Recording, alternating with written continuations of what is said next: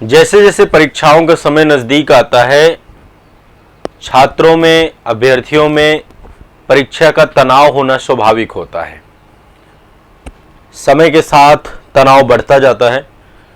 Exam की तिथि उन्हें डराने लग जाती है कि मेरा प्रारंभिक परीक्षा के लिए सिलेबस अभी इतना बचा हुआ है, इतना पाठ्यक्रम रिवीजन करना है, अभी टारगेट पूरे नहीं हो रहे हैं। कई सारी की परिस्थितियां उत्पन्न होती हैं। अच्छा, इस दौरान यदि आपको स्वास्थ्य समस्याएं और कुछ इस तरीके की चीज़ों से गुजरना पड़ जाए तो निश्चित तौर पे आपके दिमाग में और तनाव बढ़ने लग जाता है। लेकिन यहाँ पे मैं एक बात आपको इंगित करना चाहता हूँ। परीक्षा का 1 महीना पहले से जो समय होता है, यानी कि देखिए, आप साल भर तैयारी करते हैं, साल भर मेहनत करते हैं। एग्जाम का जो अंतिम महीना होता है, मतलब परीक्षा की डेट का 1 महीना पहले का समय, जैसे आपकी प्रारंभिक परीक्षा आज से 1 महीना बाद है, यदि आप यहां पे खड़े हैं तो आप मान के चलिए कि निर्णायक महीना होता है। और इसमें यदि आपने युद्ध स्तर पर तैयारी कर ली, बहुत डिसिप्लिन के साथ पढ़ लिए आप, तो बहुत चांसेस होते हैं कि आप चयनित हो जाएंगे। और इसी टाइम पे यदि आप गड़बड़ा गए तो साल भर की पढ़ाई आपकी डिस्टर्ब हो जाएगी।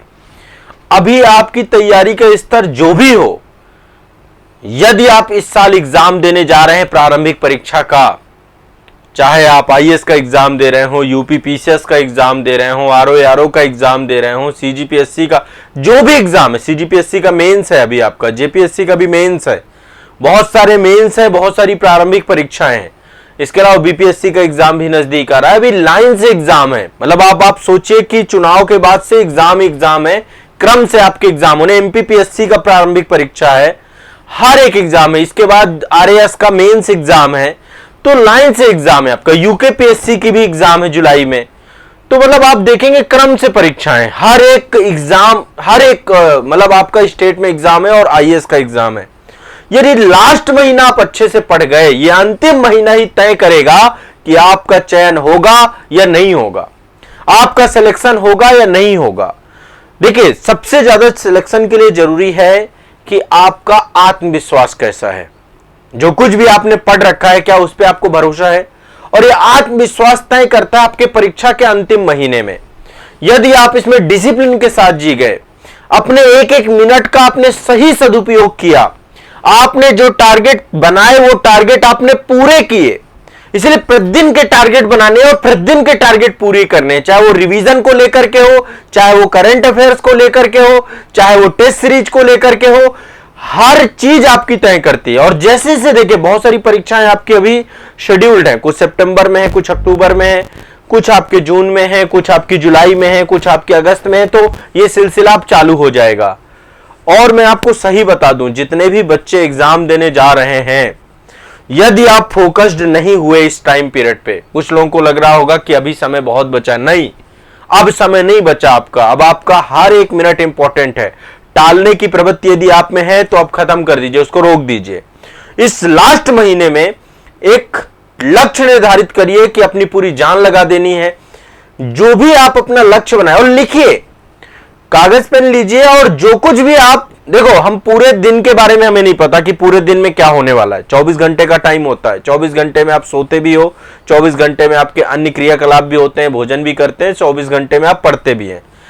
आपको यह पता होना चाहिए कि आने वाले 2 घंटे में आप क्या करने वाले हैं, और वो 2 घंटे बहुत क्लियर होने चाहिए कि आप 2 घंटे में क्या टॉपिक पढ़ने वाले हैं, क्या सब्जेक्ट पढ़ने वाले हैं। पहले तो पूरे दिन का एक स्ट्रक्चर कम से कम रखो अपने साथ कि पूरे दिन आपको क्या पढ़ना है आज। ये नहीं होना चाहिए कि कुछ भी पढ़ लेंगे, ये वाली स्थिति नहीं होनी चाहिए। प्रतिदिन टेस्ट सीरीज, एक टेस्ट प्रतिदिन आपको लगाना चाहिए। इस अवधि में पर डे एक टेस्ट सीरीज लगाइए। आप प्रतिदिन एक टेस्ट सीरीज लगाएंगे ना, एग्जाम वाले दिन का डर ही खत्म हो जाएगा। आपके अंदर डर किस बात का बैठा हुआ है? एग्जाम वाले दिन का। वो डर आपके अंदर से निकल जाएगा कि एग्जाम वाले दिन जाके आपको टेस्ट ही तो देना है। अच्छा, सी सेट का बहुत लोगों को डर बैठा हुआ है। अरे सी सेट के प्रीवियस ईयर क्वेश्चन पेपर उठाओ, उन्हें सॉल्व करो, उसी टाइप के क्वेश्चन आपके आएंगे और कुछ अलग से नहीं आने वाला है। प्रीवियस ईयर क्वेश्चन अभी भी समय उठाओ, लगाओ, पीवाईक्यू आपको मिल जाएंगे, है ना। मैंने तो टेस्ट सीरीज तक में आपको सी सेट के previous year question paper available करा दिए हैं। आप कोई भी एग्जाम दीजिए, सब में आपको टेस्ट सीरीज में मैंने पीवाईक्यू अवेलेबल कराए।